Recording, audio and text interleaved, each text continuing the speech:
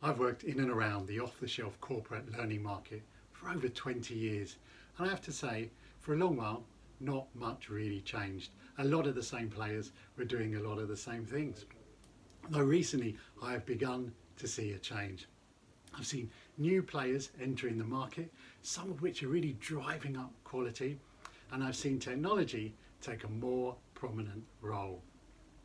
And this change is really only going to continue as we see the creation of off-the-shelf learning experiences that are more personalised and more immersive.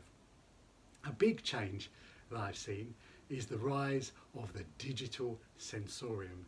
A big thanks to John Helmer of the Learning Hack podcast for this term. This is where we experience sensory learning through AR, VR, haptics and voice.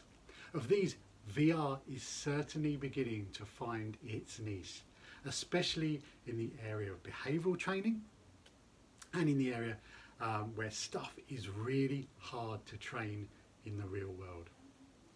It's interesting to see that the content aggregator Open Sesame has begun to offer VR as part of its portfolio.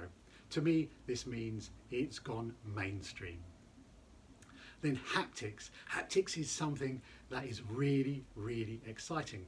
Haptics allows you to learn through touch, and when combined with VR, it can create some truly immersive experiences. Simple things such as manual handling can be simulated through haptics. I can feel what it's like to lift a heavy box. And we've seen haptics make some inroads in the world of surgical training, where companies such as Fundamental Surgery are making it accessible to small training programs or even practices.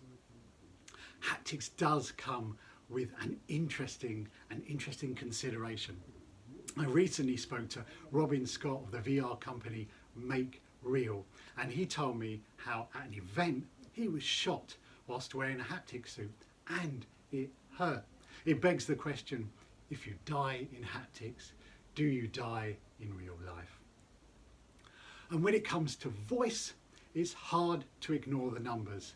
Sales of smart speakers like the Amazon Alexa topped 200 million at the end of 2019. Voice assistants are very much part of daily life.